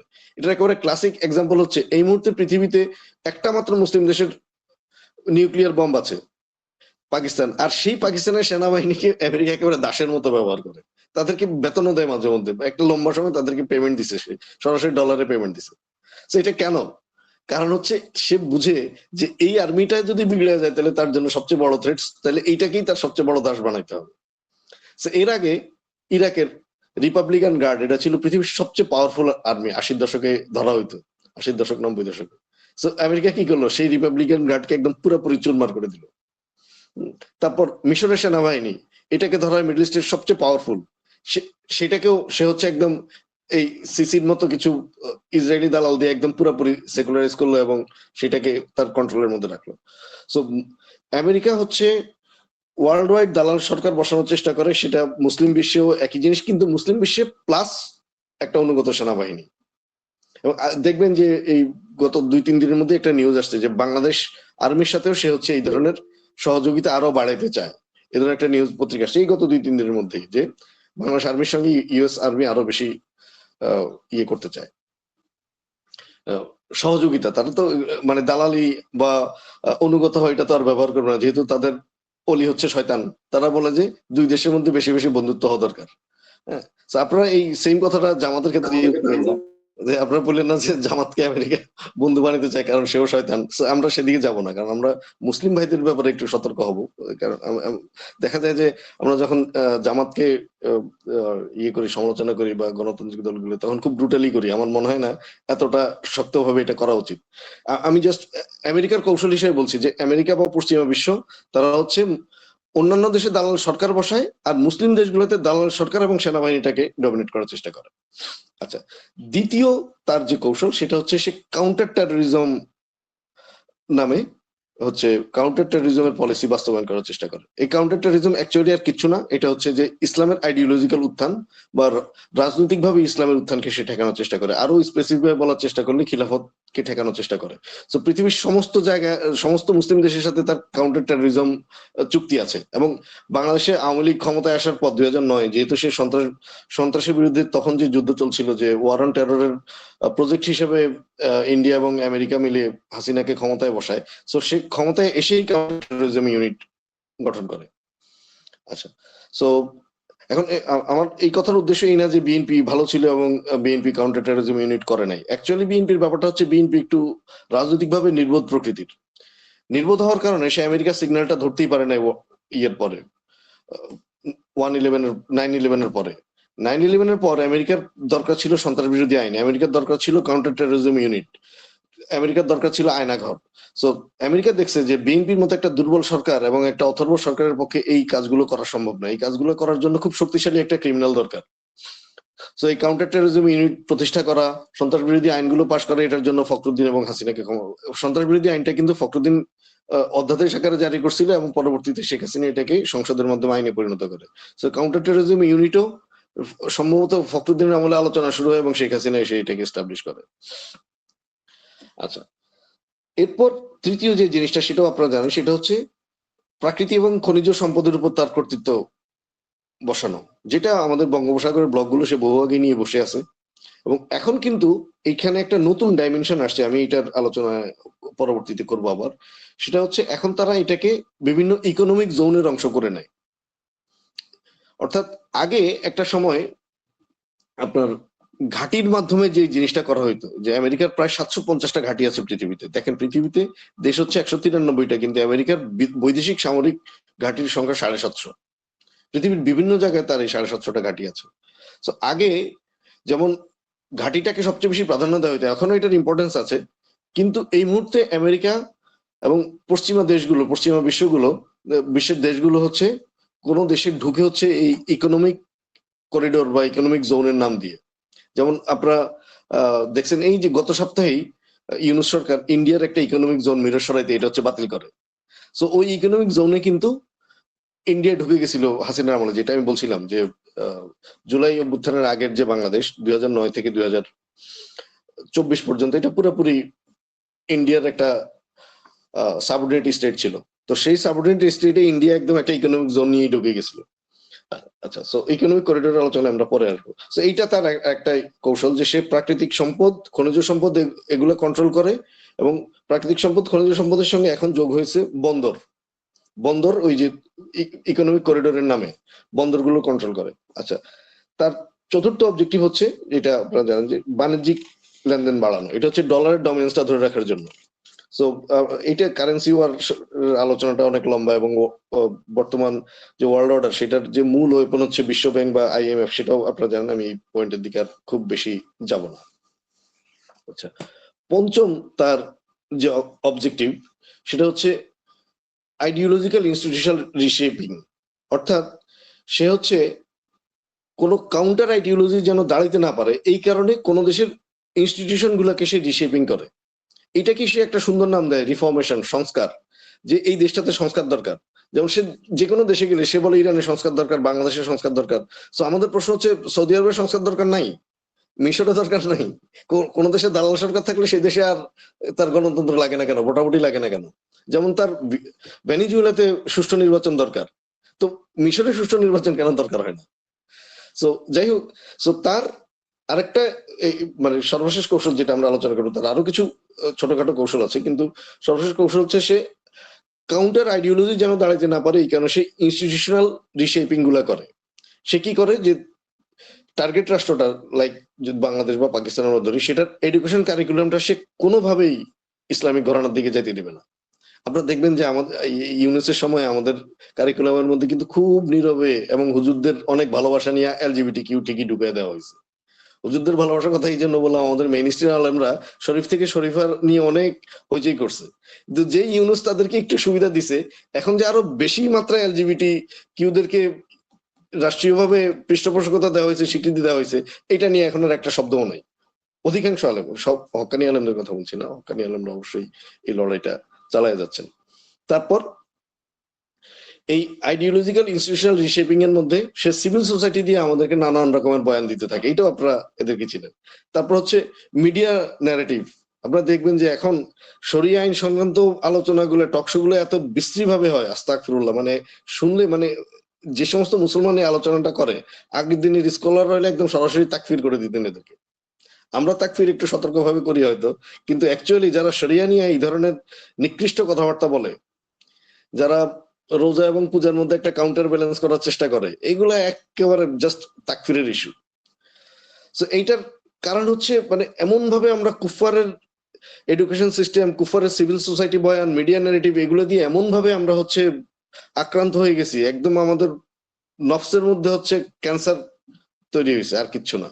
মানে আমরা হচ্ছে চিন্তার দিক থেকে আমাদের সমাজের একটা বড় অংশ হচ্ছে ক্যান্সারে আক্রান্ত হচ্ছে, যেই কারণে শরিয়া নিয়ে এত বিশ্রীভাবে কেউ কথা বলতে পারে। আপনারা দেখবেন যে এই যে কয়েকদিন আগে তালিবান পেনাল কোডে কিছু সংস্কার আনছে তালিবান সরকার, যেটা একদম, ওরা যেহেতু হানাফি মাযহাব অনুসরণ করে, হানাফি মাযহাবের একদম স্ট্যান্ডার্ড যে ওয়ার্ডিং গুলো তারা সেটা ব্যবহার করছে। কারণ স্ট্যান্ডার্ড ওয়ার্ডিং ব্যবহার করে এক জায়গায় হয়তো লিখছে যে দাসের সাক্ষীর ক্ষেত্রে 2 জন দাসের সাক্ষী লাগবে। কারণ পশ্চিমারা বলা শুরু করছে কি যে তালেবান দাস ব্যবস্থা আবার ফেরত আনছে। আস্তাগফিরুল্লাহ। So দেখেন এই যে মিডিয়া ন্যারেটিভটা কিভাবে, বাংলাদেশের প্রায় সব পত্রিকায় আসছে যে তালেবান আবার দাস প্রথা চালু করে দিচ্ছে, অথচ সে জাস্ট হানাফি মাযহাবের একটা পুরনো বিধানকে নতুন করে পশতুন ভাষায় হয়তো অনুবাদ করে প্রেজেন্ট করছে তার দেশের পেনাল কোড হিসেবে। হ্যাঁ, এখন আপনি হয়তো বলতে পারেন যে ভাই এটার অনুবাদ করার দরকার কি ছিল। এনিওয়ে অত ডিটেইল বা অত সূক্ষ্মভাবে তো তালেবান কাজ করে না, যেহেতু তারা সেইভাবে ওয়ার্ল্ড পলিটিক্সটা বা কি বলে মানে রাষ্ট্রের ব্যাপারে যে প্রস্তুতির যে ব্যাপারটা, সেই জায়গায় তাদের হয়তো কিছু ঘাটতি আছে, কিন্তু তারা আমাদের ভাই, আমরা অবশ্যই পশ্চিমাদের মতো করে তাদের সমালোচনা করব না। তো এইখানে হয়তো তারা এই মানে হানাফি ফিকের এই জায়গাগুলা এই মুহূর্তে অনুবাদ না করলেও পারতো, সেটা হচ্ছে একটা কৌশলগত জায়গা। কিন্তু সে তো দাসপ্রথা তো ফেরত আনে নাই। সো এরকম ভাবে তারা হচ্ছে এমন একটা ন্যারেটিভ তৈরি করে সমাজের মধ্যে যেন আপনি কোনোভাবেই ইসলামিক আইডিওলজির দিকে ফেরত যেতে না পারেন। এবং তার ছোট কিছু এজেন্ডা আছে যেগুলোকে বড় করে দেখানো হয়, যেমন ধরো চায়না কন্টেনমেন্ট বলে। মানে এমন একটা ভাবনা যে এই অঞ্চলে চায়না কন্টেনমেন্ট হচ্ছে তার সবচেয়ে বড় ইস্যু। অ্যাকচুয়ালি চায়না কন্টেনমেন্ট কখনোই তার বড় ইস্যু না, এটা সে বড় হিসেবে দেখায়। চায়না অবশ্যই তার জন্য একটা ইস্যু, চায়না এবং রাশিয়াকে আমেরিকা সবসময় কন্টেন্ট করতে চায়, কিন্তু এই অঞ্চলে তার সবচেয়ে বড় ইস্যু হচ্ছে আইডিওলজিক্যালি ইসলামের উত্থান ঠেকানো। কারণ আপনি দেখবেন যে চায়নার সাথে যারা বাণিজ্য করছে তারা কেউ কিন্তু আয়নাঘরে যায় নাই, যারা ইসলাম প্রতিষ্ঠার জন্য কাজ করতেছিল তারা হচ্ছে আয়নাঘরে গেছে। তাহলে তার সবচেয়ে বড় শত্রু কে?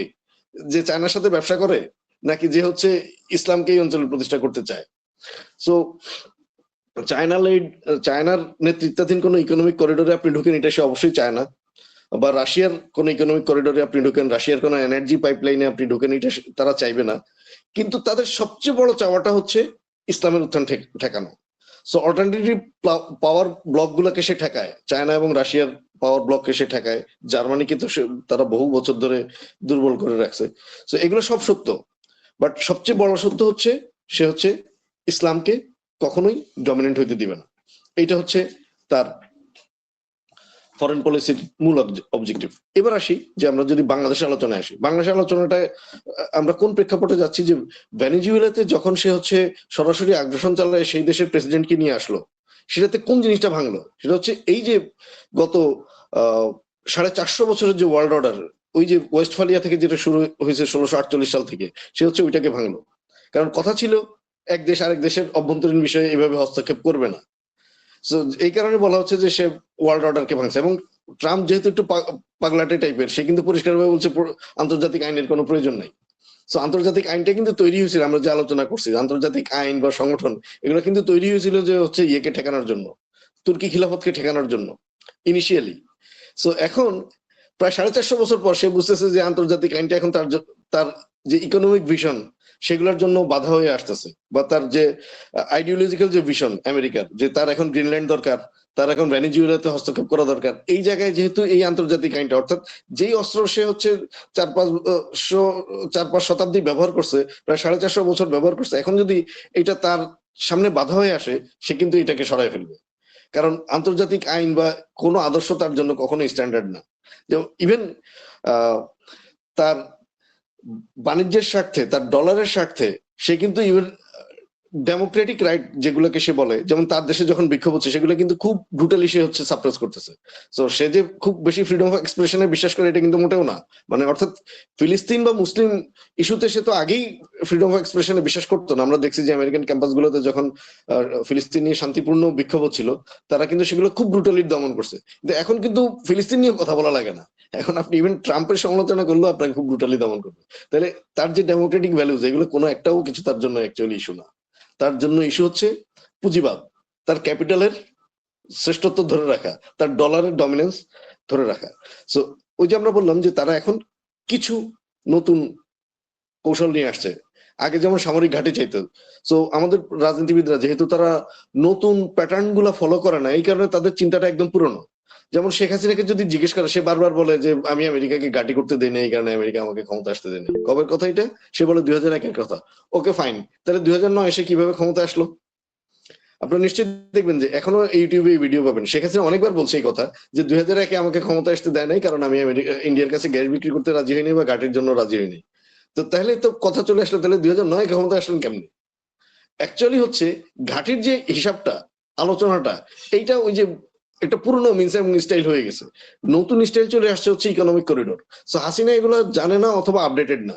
এবং আমাদের এখানে যে বুড়া বুড়া আমরা যখন বড় বড় রাজনীতিবিদদের কাছে যাই, বড় মানে বুড়া, বুড়া শব্দটা নেগেটিভলি বলতেছি না, এগুলোর কাছে যখন যাই তখন দেখা যায় এগুলো আসলে ওই 70-এর দশকের 60-এর দশকের লেন্সে বিশ্ব রাজনীতিকে বোঝার চেষ্টা করে। ওই প্রবলেমটা হলো এই কারণে তারা আসলে বুঝেই না যে তাদের সবচেয়ে প্রিয় যে প্রভু আমেরিকা, সে আসলে কি চায়। বিএনপির একেবারে যারা সারাক্ষণ গিয়ে আমেরিকান এম্বাসিতে মদ খায়, তারাও বুঝে না আমেরিকানরা কি চায়, কারণ তাদের সফটওয়্যার আপডেটেড না, তাদের সফটওয়্যার হচ্ছে ওই 60-এর দশকের। তারা মনে করে আমেরিকানরা বোধহয় এখনো ঘাঁটি চায়। আরে বেটা, ঘাঁটির দরকারই নেই এখন, এখন হচ্ছে ইকোনমিক করিডোর চায় সে। আচ্ছা, তো কিভাবে চায় আমরা এখনকার মিনস এন্ড স্টাইল আলোচনার সময় বললাম যে এখন হচ্ছে তারা সামরিক ঘাঁটি মতো এক্সপেন্সিভ জিনিসের মধ্যে তারা যায় না, কারণ তার 750টা ঘাঁটি অলরেডি আছে। তার দরকার হচ্ছে কিছু রিফুয়েলিং স্টেশন। তার যে নেভাল, পৃথিবীতে যারাই সুপার পাওয়ার তারা কিন্তু নেভাল সুপার পাওয়ার। তো তার যে ইউএস নেভি যে বিভিন্ন জায়গায় ঘাঁটি করে রাখছে, এই যে এত দূর দূরান্তে সে টহল দেয়, এত দূর দূরান্তে তার জাহাজগুলো চলে, তার রিফুয়েলিং এর জন্য জায়গা দরকার। তার হচ্ছে এই সৈন্যদের, সোলজারদের কিছুদিনের জন্য এসে থেকে একটু রিফ্রেশ হয়ে আবার চলে যাওয়া দরকার। অর্থাৎ বাংলাদেশে তার যেটা দরকার সেটা হচ্ছে মানে একটা রেস্টিং প্লেস, বিশ্রামাগার, বিশ্রাম নেওয়ার একটা জায়গা। এইটাকে তারা সুন্দর, যেহেতু তারা কখনোই এটা বলবে না যে ভাই আমার একটা যাত্রা বিরতির ইয়ে দাও, কি বলে, যাত্রী ছাউনি দাও, এটা তো সে বলবে না। সে তখন এটা সুন্দর একটা নাম দিচ্ছে যে ফিউশন সেন্টার। ফিউশন সেন্টারটা কি, যে সে বলে যে এটা হচ্ছে একটা ইকোনমিক ফিউশন সেন্টার, যে অনেক কিছুর কে তুমি এখানের মধ্যে ফিউশন করবে। তোমার এলএনজি টার্মিনাল থাকবে, তোমার বিদ্যুৎ কেন্দ্র থাকবে, তোমার জাহাজ আসা যাওয়া করবে, হ্যাঁ, এসব গুলো মিলে একটা বিরাট ইকোনমিক অ্যাক্টিভিটি হবে। এবং এটার নাম কি দিছে সে? Indo Pacific economic framework. আপনারা যারা পরবর্তীতে গুগল করতে চান বা এখান থেকে কিছু দেখেন, তারা এটা একটু লিখে রাখেন, কারণ এটা বাংলাদেশের জন্য সবচেয়ে ইম্পর্টেন্ট জিনিস এবং এটা নিয়ে আমাদের মিডিয়াতে এবং বুদ্ধিজীবীদের মধ্যে সবচেয়ে কম আলোচনা হয়। Indo Pacific economic framework, IPEF। Just এটা দিয়ে সার্চ দিলে আপনারা দেখতে পাবেন যে সে হচ্ছে মালয়েশিয়া থেকে বাংলাদেশ পর্যন্ত কিভাবে এই যে জায়গাটা হচ্ছে সাউথ চায়না, মানে সাউথ দক্ষিণ চীন সাগর এবং চীনের যে জায়গাটাতে নিয়ন্ত্রণ দরকার এবং বঙ্গোপসাগর সহ এই পুরো জায়গাটাকে সে বেঁধে ফেলতেছে এই ইন্দো প্যাসিফিক ইকোনমিক ফ্রেমওয়ার্কের মাধ্যমে। এবং ওই ইন্দো প্যাসিফিক ইকোনমিক ফ্রেমওয়ার্কের একটা পার্ট হিসেবে সে বাংলাদেশে একটা ফিউশন সেন্টার চায়। ফিউশন সেন্টার কি, ওই যেটা বললাম। এখন এই ফিউশন সেন্টারটা আমরা সবাই ওই যে 70-এর দশকের ক্যালকুলেশন আমরা মনে করি এটা বোধহয় সেন্ট মার্টিন। সেন্ট মার্টিন আসলে একটা ঘোড়ার ডিম, এইটার মধ্যে কিচ্ছু করার উপযোগী না। আপনারা যারা সেন্ট মার্টিন গেছেন তারা বুঝবেন, এইটা ঘাটির মতো উপযোগী একটা জায়গাই না, একদম ছোট্ট একটা জায়গা। অ্যাকচুয়ালি তার দরকার হচ্ছে মহেশখালী, কক্সবাজার। সো কক্সবাজারে যে বিমান ঘাটিটা হচ্ছে সেটা আমেরিকার এই ভবিষ্যৎ গেম প্ল্যান গুলোকে মাথায় রেখে বিমান ঘাটিটা হচ্ছে। আচ্ছা, বিমান ঘাটিটা যদি বাদও দিলাম, মহেশখালী কেন্দ্রিক যতগুলো অ্যাক্টিভিটি হচ্ছে, এই যে মহেশখালীতে মাতারবাড়ি বিদ্যুৎ কেন্দ্র হচ্ছে, কিংবা এই যে আমাদের মানে আমেরিকান সিটিজেন ইয়ে যেটা বললেন, আশিক, কি যেন বিডার চেয়ারম্যান নাম কি, আশিক বিন কি, আচ্ছা আশিক চৌধুরী। আচ্ছা, আশিক চৌধুরী। তো আশিক চৌধুরী বললেন যে সে মহেশখালীরে সিঙ্গাপুর বানাবে। তো সে যখন বলছে মহেশখালীকে সিঙ্গাপুর বানাবে, তখনই হচ্ছে আমাদের ভাবা দরকার ছিল, কারণ এটা তো শয়তানের কৌশল। কারণ শয়তান যখন বললো যে আমি তোমাকে সিঙ্গাপুর দিব, বুঝতে হবে যে সে অন্য কোনো একটা কিছু দিবে। তো তখন দেখা গেল যে অ্যাকচুয়ালি সে এখানে যত স্ট্রাকচার করতেছে, যত ধরনের বড় বড় ফ্যাসিলিটি গুলো তৈরি করতেছে, এগুলো একটাও বাংলাদেশের মানুষের কাজে লাগবে না। আপনারা যদি মহেশখালী কেন্দ্রিক তার যে প্ল্যানটা সেটা দেখেন, তাহলে দেখবেন যে এটা পুরোপুরি আমেরিকানরা যে ফিউশন সেন্টারের কথা চিন্তা করে সেটার সঙ্গে মিলে যায়। অর্থাৎ এখানে এসে তার জাহাজগুলা রিফুয়েলিং করবে, তার সৈন্যরা কিছুদিনের জন্য রেস্ট নেবে, তারপর আবার যে যার মতো চলে যাবে। তো এই যে জায়গাটা IPEF এর নামে যেটা করা হচ্ছে, এইটা হচ্ছে আমেরিকার এই মুহূর্তে সবচেয়ে গুরুত্বপূর্ণ অবজেক্টিভ আমাদের এখানে। আমাদের এখানে আরেকটা অবজেক্টিভ তার ছিল, যেটাতে সে ফেল করছে। হ্যাঁ, বড় রাষ্ট্রগুলো ফেল করে, অবশ্যই করে। আমরা দেখছি সে ফিলিস্তিন ইস্যুতেই সে বারবার ফেল করতেছে, একবার এক একটা প্রজেক্ট নিয়ে আসতেছে। সো বারবাতে সে হচ্ছে ফেল করছে। তার উদ্দেশ্যটা কি ছিল, যে আমার এখানে আরাকান করিডোর করে সে হচ্ছে ওইখানে একটা গন্ডগোল ঘটায় দিয়ে ওখানে হচ্ছে বারবার কন্ট্রোলটা নিবে। সো ওইটা আমাদের সেনাবাহিনী সহ এখানে বিভিন্ন ডিনামিক্স আছে, কিন্তু আমাদের সেনাবাহিনী এবং আমাদের যারা জাতীয় স্বার্থভিত্তিক রাজনীতি যারা করেন তারা অত্যন্ত শক্তভাবে এই আরাকান করিডোর বা রোহিঙ্গা করিডোরের বিরোধিতা করছেন, যে কারণে আমেরিকা এবং এই বর্তমান সরকার সেটা থেকে কিছুটা হইলেও ফেরত আসছে। যদি বার্মা অ্যাক্ট যেটা করছে 2022 সালে আমেরিকা, সেটা কিন্তু আমেরিকা খুব শিগগিরই রিভাইজ করে ফেলবে, কারণ ট্রাম্পের নতুন যে সিকিউরিটি পলিসি সেখানে হচ্ছে আমেরিকার আশপাশের জায়গাগুলোতে ডমিনেন্স নেওয়াটাকে সে বেশি গুরুত্ব দিছে, যে কারণে হচ্ছে এই যে মানে আমেরিকা তার আশপাশের দেশ কানাডা, মেক্সিকো, ভেনেজুয়েলা, এই দেশগুলোর সঙ্গে সে হচ্ছে এখন বেশি ঝামেলা তৈরি করছে, বা এই যে কারণে তার গ্রিনল্যান্ড নেওয়া নিয়ে এত তোড়জোড়। সো দূরের যে দেশগুলো সেগুলোতে সে ফোকাস দিবে না, অ্যাটলিস্ট ট্রাম্প পিরিয়ডে দিবে না, যে কারণে বার্মা অ্যাক্ট যেটা গত ডেমোক্রেট গভর্নমেন্ট করছিল তো জো বাইডেনের আমলে, সেই প্ল্যানটা একটু হলেও তারা পরিবর্তন করছে, এবং এই মুহূর্তে বার্মা তার জন্য ফোকাস না, তার জন্য বাংলাদেশ কেন্দ্রিক ফোকাস হচ্ছে বাংলাদেশের এই বন্দর, বাংলাদেশে তার একটা ফিউশন সেন্টার, মানে অর্থাৎ সাময়িক একটা যাত্রা বিরতি কেন্দ্র। আচ্ছা, সো এইটার ব্যাপারে সে এত সিরিয়াস, আপনারা দেখবেন যে ইউনুসের আমলে, তার প্রিয় এজেন্টের আমলে, ইউনুসের মতো ভালো এজেন্ট আমেরিকা গত 54 বছর বাংলাদেশে কখনোই পায় নাই। সো ইউনুসের আমলেই সে হচ্ছে বন্দরের চুক্তিগুলো করে নিচ্ছে।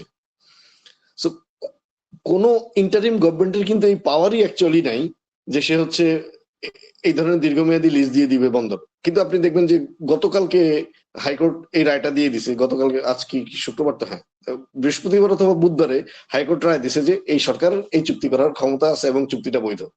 এবং দেখেন ডিপি ওয়ার্ল্ডের চুক্তিটা কিন্তু ইলেকশনের আছে আর 12-13 দিন, ডিপি ওয়ার্ল্ডের চুক্তিটা তারা ফেব্রুয়ারির প্রথম সপ্তাহে করে ফেলতে চায়। তাহলে এত হুড়াহুড়ি কেন নতুন একটা সরকার আসার জন্য, যেখানে বিএনপি বলছে যে তারা এটাকে একটু অন্যভাবে দেখতে চায়। সো বিএনপি এটা বলছে এই জন্য না যে সে আমেরিকা বিরোধী কিংবা তার অন্য কোনো বিষয় আছে, সেটা অন্য কারণ, সে হচ্ছে গ্লোবাল পলিটিক্স বুঝে না এবং ইন্ডিয়া তাকে একটু ইনফ্লুয়েন্স করার চেষ্টা করতেছে, এই জন্য সে হচ্ছে ডিপি ওয়ার্ল্ডের ব্যাপারে একটু স্লো নীতিতে যেতে চায়।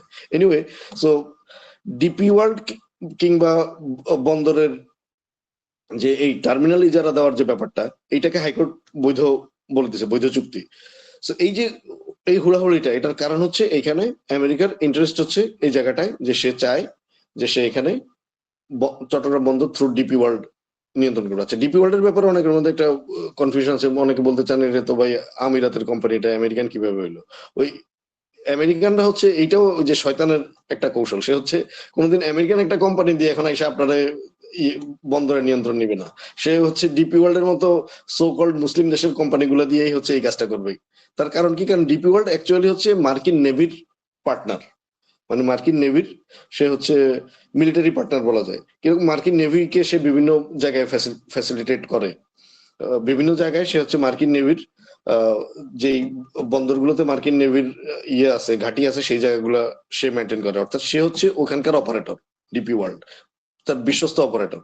আচ্ছা, এখন তাহলে কি শুধুমাত্র এই আইপিএফ বা ইন্দো প্যাসিফিক ইকোনমিক ফ্রেমওয়ার্কের জন্যই এত তোড়জোড়?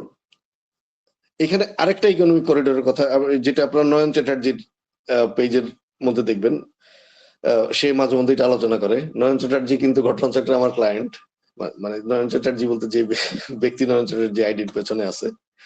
তো এখানে আরেকটা করিডোর আছে যেটা খুবই ইম্পর্টেন্ট। আমার মানে আমি যদি স্ক্রিনে দেখাইতে পারতাম, আমি আপনাদেরকে পরে কোনো সময় শেয়ার করবো না ইনশাল্লাহ, মুশফিকের মাধ্যমে। যে মোবাইলে থাকলে আপনি স্ক্রিন শেয়ার দিয়ে দেখাতে পারেন। হ্যাঁ, এখানে একজন আছে আবরার, যে হচ্ছে এগুলো আমার শিখায়, সে আমার পরবর্তীতে শিখাইতে হবে ইনশাল্লাহ। আচ্ছা, এনিওয়ে, আরেকটা ইকোনমিক করিডোর আছে, সেটার নাম হচ্ছে আইমেক। আইমেক নামটা খুব সুন্দর, নাম হচ্ছে India middle east Europe corridor. খুবই সুন্দর নাম, দেখতে মনে হইতে পারে আরে ভালোই তো, ইন্ডিয়া মিডল ইস্ট আর ইউরোপ, এখানে আমার সমস্যা কি? আমাদের সমস্যা কি? আমাদের সমস্যাটা হচ্ছে এই মিডল ইস্ট মানে আসলে হলো ইসরায়েল।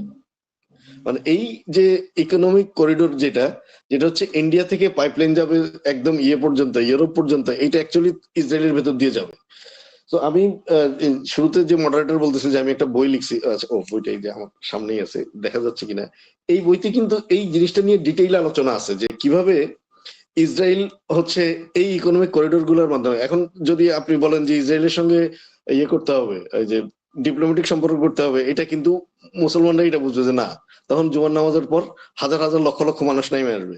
কিন্তু সে যদি আইমেক করিডোরের বাংলাদেশকে ঢুকায়, বা সে যদি এরকম আইপিএফ এর মাধ্যমে বাংলাদেশে ঢুকে, তাহলে হচ্ছে মানুষ এটা বুঝবে না। সো এরা, এই যে ইসরায়েলিরা এবং আমেরিকানরা বহু আগে এই কৌশল নিয়ে ফেলছে, তারা হচ্ছে অসংখ্য ইকোনমিক করিডোর তৈরি করে ফেলছে। আমি সবগুলোর কথা বলবো না, জাস্ট এই আইমেকের কথা বলি।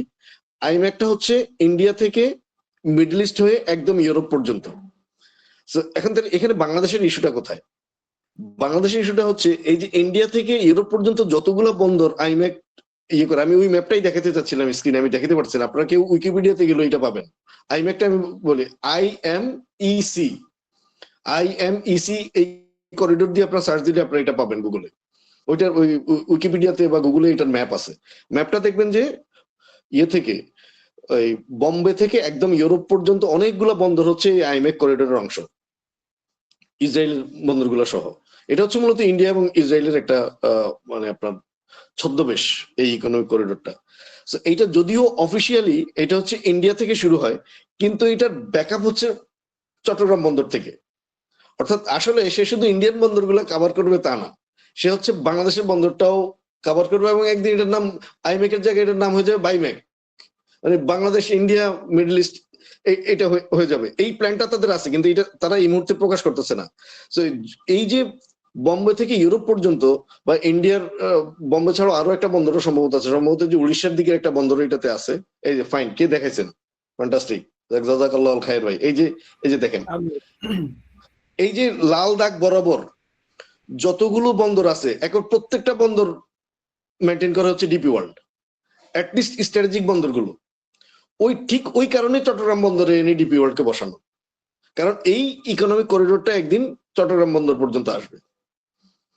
বাংলাদেশে কেউ বলে না যে ইসরায়েল বাংলাদেশে দেখাচ্ছে না, কোথায় দেখাচ্ছে না, বাংলাদেশ পর্যন্ত দেখাচ্ছে না, ইন্ডিয়া না না, এখন তো দেখাবে না, এখন এটার নাম তো আইমেক, এখন সে কেন দেখাবে?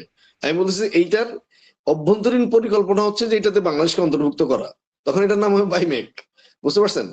অর্থাৎ এই এখন আমেরিকা বলতেছে তুমি আমার সঙ্গে ইন্দো প্যাসিফিকে ঢুকো, এখন কিন্তু সে বলবে না তুমি আইমেকে ঢুকো, ইন্দো প্যাসিফিকে ঢুকবেন, আপনি খুব খুশি হইবেন, তারপর হচ্ছে আপনারা আইমেকে ঢুকাবে। সো আমেরিকা শুধুমাত্র আপনাকে তার সঙ্গে ইকোনমিক ফ্রেমওয়ার্কে যেতে বলবে তা না, জাস্ট 5-10 বছর পরে সে বলবে হচ্ছে মানে তুমি আমার সঙ্গে ইসরায়েলের সঙ্গে ঢুকো ইকোনমিক করিডোর। তখন বহুত বুদ্ধিজীবী পাইবেন যে বলবে যে ভাই ইহুদির সাথে তো রাসূলুল্লাহ সাল্লাল্লাহু আলাইহি ওয়াসাল্লাম ব্যবসা করছেন, ব্যবসা করতে সমস্যা কি, আমার যদি 2 টাকা লাভ হয়, দেশে চাইলের কেজি হচ্ছে 200 টাকা, এই অবস্থায় ইসরায়েল থেকে যদি কিছু ডলার আসে, চাইলের কেজি যদি 150 টাকা হয়, ক্ষতি কি? এরকম বহুত বুদ্ধিজীবী পাবেন তখন। আমি ভবিষ্যতের কথা বলছি, মানে ভবিষ্যৎ আমার ধারণা 6 মাস থেকে 1 বছরের মধ্যে যদি আমাদের প্রিয় ভাইয়েরা ক্ষমতা যেতে পারে, বাংলাদেশ আর্মি চলে যাবে হচ্ছে গাজার পিস বোর্ডের মধ্যে। কারণ আমাদের মুসলিম বিশ্বের সুলতান এরদোগানের ইয়ে তো চলে, আর্মি তো যাচ্ছে ওইখানের মধ্যে, সৌদি আরবের আর্মি তো ওখানে যাচ্ছে, জর্ডানের আর্মি তো যাচ্ছে। সো ওই জর্ডান, তুরস্ক, সৌদি আরব প্রত্যেকের সঙ্গে কিন্তু পাকিস্তান আর্মি আবার সামরিক চুক্তি করছে, খেয়াল করছেন কিনা, যে পাকিস্তান আর্মি ওই রকম প্রত্যেকটা দেশের সঙ্গে অলরেডি সামরিক সহযোগিতা চুক্তি করছে, যারা হচ্ছে গাজার পিস বোর্ডের মধ্যে যাচ্ছে। সো এই গাজার পিস বোর্ডের আলোচনায় গত সপ্তাহে শুরু হয়েছে, ব্যাপারটা কিন্তু এমন না, এগুলো অনেক পুরনো ডিসকাশন। সো এই আইমেক, এই আইপিএফ, আরো কিছু আছে, I2U2, এরকম অনেকগুলো আমার বইয়ের মধ্যে এগুলো নিয়ে মানে বেশ ডিটেইল আলোচনা আছে। সো এই ইকোনমিক করিডোর গুলো হচ্ছে আমেরিকা, ইন্ডিয়া এবং ইসরায়েলের মুখোশ। এই মুখোশগুলো দিয়ে সে এখানে ঢুকবে, এবং সে আপনারা বলবে যে আমি তোমার মহেশখালীতে একটা সিঙ্গাপুর দিয়ে দিছি। অ্যাকচুয়ালি সে মহেশখালীতে ইন্ডিয়া, আমেরিকা এবং ইসরায়েলের একটা সেন্টার দিয়ে দিছে। সো ওই জিনিসটা বাংলাদেশের যেই রাজনৈতিক দল রাজি হবে না, তারা ক্ষমতায় আসতে পারবে না আগামী ইলেকশনে। তারাই ক্ষমতায় আসবে যারা মহেশখালীকে সিঙ্গাপুর বানাবে, তারাই ক্ষমতায় আসবে যারা এই ইকোনমিক করিডোর বা ইন্দো প্যাসিফিক ফ্রেমওয়ার্ক এগুলার সঙ্গে হচ্ছে একমত থাকবে। সো যারা হয়তো যদিও 100% এখনো প্রেশার আসে নাই, সেটা হচ্ছে গাজার পিস বোর্ডের মধ্যে বাংলাদেশ আর্মি পাঠানো, কিন্তু সেটা 100% প্রেশার আসে না এই জন্য কারণ মিডল ইস্টের পলিটিক্সে বাংলাদেশের আসলে কোনো পাত্তা নেই। তো এই জন্য বাংলাদেশকে ওইটাতে অত সিরিয়াস প্রেশার দিবে না। কিন্তু আমাদের প্রিয় ভাইয়েরা যদি ক্ষমতা আসে, তাহলে কিন্তু এরদোগানের সৈন্যের সাথে আমাদের সৈন্যরাও চলে যাবে। সো আমি আজকের আলোচনা এখানেই শেষ করবো যে বাংলাদেশ আমেরিকার জন্য হচ্ছে এই মুহূর্তে সামরিকভাবে গুরুত্বপূর্ণ কোনো কিছু না। সো সে যেহেতু বার্মা প্ল্যান সে বাতিল করছে, সো এখানে সামরিক ঘাঁটি হবে না। এখানে বাংলাদেশ তার জন্য দরকার হচ্ছে ইসলামের উত্থান ঠেকানো, চায়নাকে কন্টেইন করা এবং বাংলাদেশে তার অবজেক্টিভ হচ্ছে মেইনস হচ্ছে ইকোনমিক করিডোর প্রজেক্ট গুলো, যেটার নাম আমরা শুনি যে ইন্দো প্যাসিফিক স্ট্র্যাটেজি নামে শুনি। অ্যাকচুয়ালি এটা ইন্দো প্যাসিফিক স্ট্র্যাটেজির পেছনে আছে ইন্দো প্যাসিফিক ইকোনমিক ফ্রেমওয়ার্ক, এবং সেইটার আন্ডারে বাংলাদেশে একটা হাব করা। এই যে বাংলাদেশকে আমাদের প্রিয় নেতা ইউনুস, যারা ইউনুস নবীও বলছিলেন আমার একজন প্রিয় আলেম, সো ওই ইউনুস নবী কিন্তু বলছিলেন যে চট্টগ্রামকে সে একটা হাব বানাবে। আর এই হাব শব্দটা দেখেন যে ঠিক ওই ইয়েতে ব্যবহার হয়, ইকোনমিক করিডোর গুলোতে ব্যবহার হয়, যে বাংলাদেশকে তারা একটা হাব বানাতে চায়। আর এটা কিসের হাব? এই হাবটা হচ্ছে আমেরিকা এবং ইসরায়েলের রেস্টিং হাব। সো এইটা বাংলাদেশে সে এইগুলো চায়, এইটা বাংলাদেশে বাস্তবায়ন করবে, এবং সেই সমস্ত দলেরাই ক্ষমতায় আসবে যারা এগুলো বাস্তবায়ন করতে সম্মত হবে। তো এতক্ষণ পর্যন্ত যা কিছু ঠিক বললাম আল্লাহর পক্ষ থেকে, আর যা কিছু ভুল বললাম আমার পক্ষ থেকে, আল্লাহ আমাদের ক্ষমা করুন। ক্ষমা তৌফিক ইল্লাহ বিল্লাহ।